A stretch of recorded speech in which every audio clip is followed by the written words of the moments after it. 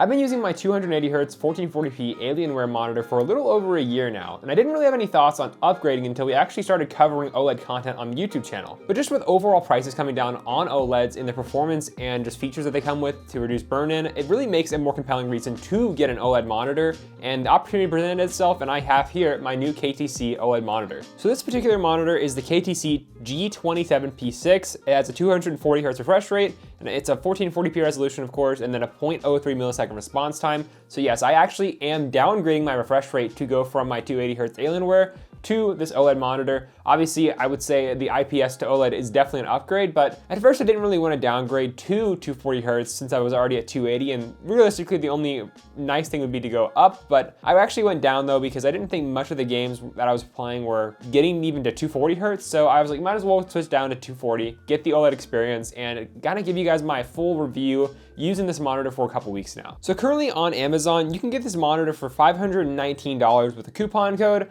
and most of the time on just general sales, you can also get these around 500 bucks. So it's definitely on the cheaper end of OLED monitors, but I still think it comes with a lot of decent features that you can feel safe when buying this monitor. Obviously, the main drawback with OLED is burn-in, and I really haven't seen many people complain about that nowadays because there are a lot of technologies baked into these monitors that help prevent that from happening. And realistically, as long as you're not leaving a certain image on your screen for very long at all times of the day, I think you're gonna be just fine. And I will say the main features of this monitor that this one has is obviously it has a sleep timer. So I think after about 4 minutes or so, the monitor will pretty much just go into a sleep mode, and then it'll flash up those little like OLED screen saving mode, and it'll just kind of go around, keeping all the pixels off that are not needed whenever it's showing that little display. So it helps keep that nice and safe that way. And then additionally, if it's on a moving image, but it's not really moving much at all, it will go into like an auto dim mode. It actually just did that whenever I was about to film. And I do know that a lot of these monitors have a burn-in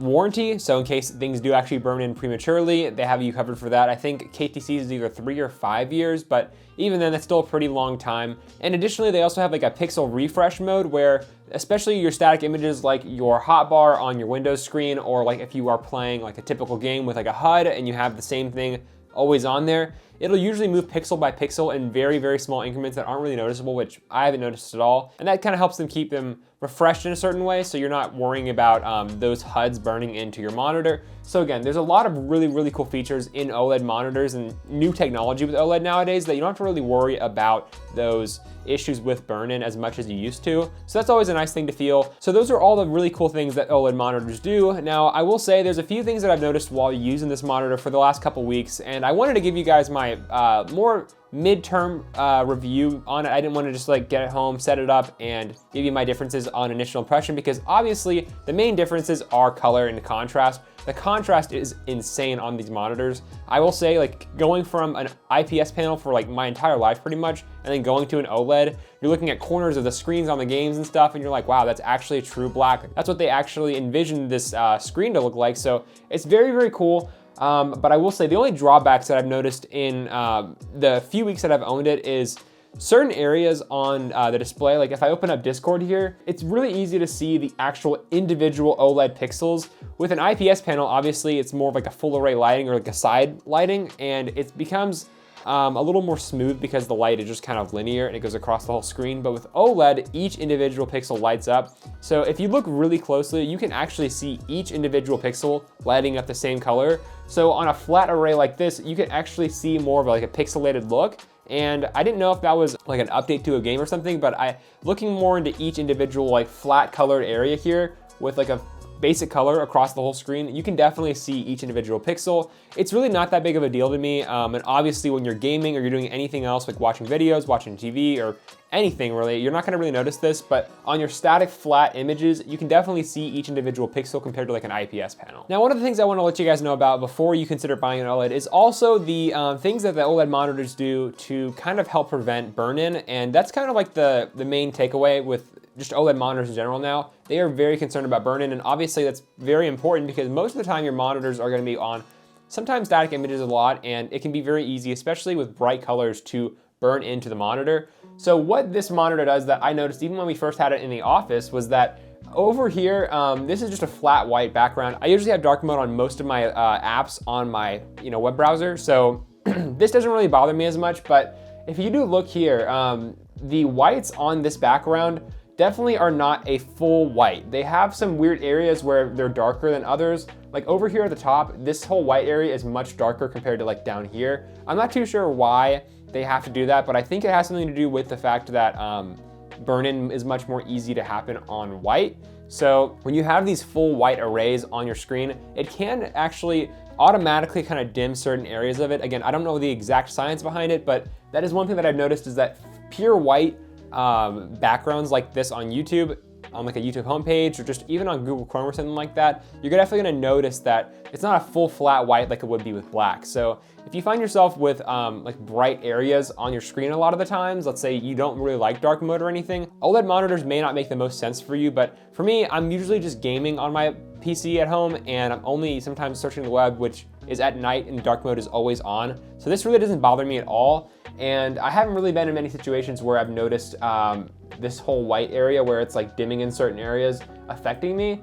So I've always recommended dark mode. It looks way better there. It looks a lot more even and linear, but that's just one thing to note if you are on light background areas when you're browsing the web or anything like that. That can be something that can kind of bother me if I had to be across that situation many times, but it really doesn't bother me anymore because I don't really use light mode on anything. I wanted to give a quick shout out to PCBros.tech, also the place that I work, but PC Bros is actually the place that I bought this KTC monitor. We actually brought it in for review, and like I mentioned, it's a $519 monitor right now. The price that we had it for sale in store was 450 bucks. So things that we usually get in for review on the YouTube channel usually always go up to PC Bros, and most of the time they're always for a good price. So if you're looking for any kind of PC monitor, peripherals, gaming PCs, or PCs that even I build on the YouTube channel that I've showcased here on Toasty DIY, you can check them out on PCBros.tech, and be sure to use code ToastyBros3 on checkout. You'll save 3% on your next purchase. So obviously what you guys came here for is obviously the gaming performance of an OLED monitor. Now, the main takeaway that I've gotten in my couple weeks of using this monitor is obviously the contrast. The contrast is probably the craziest thing,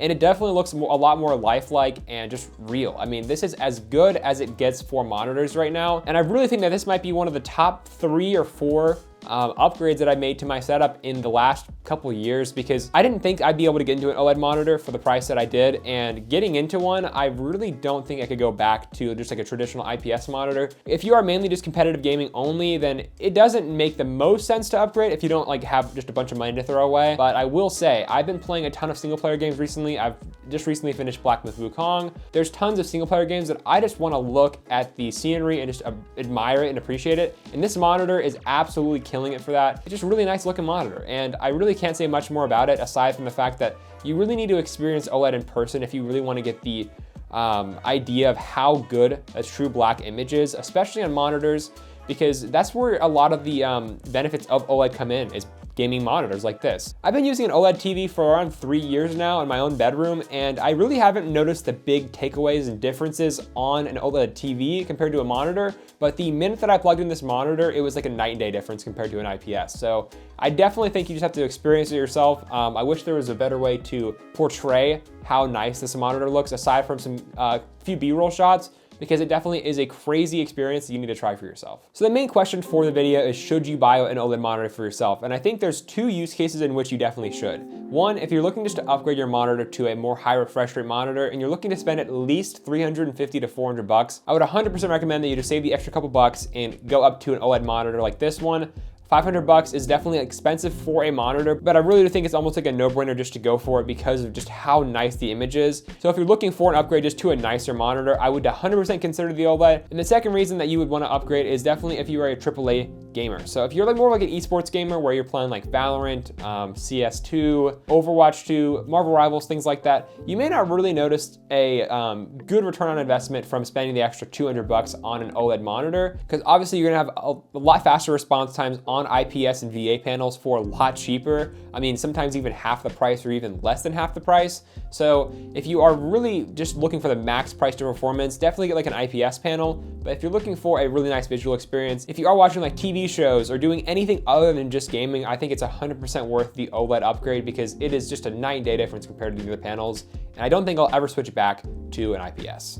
So I'll be leaving a link in the description down below to this exact monitor that I have featured in today's video. You can find it on Amazon and sometimes on Newegg if it is in stock, but yeah, this is definitely one that I would consider if I were you. If you are looking for some more alternatives to OLED monitors and you wanted to learn more about OLED monitors, obviously I'm not the guy for it. I don't have all the cool, crazy testing stuff and all the neat gadgets and stuff to really stress test these monitors. But you can check out channels like Optimum and other nice monitor review channels that can go really into depth on which would be the best OLED monitor for you. But that's pretty much gonna wrap up this video, guys. Thanks for watching, if you all did, and we'll see you guys next time. Peace.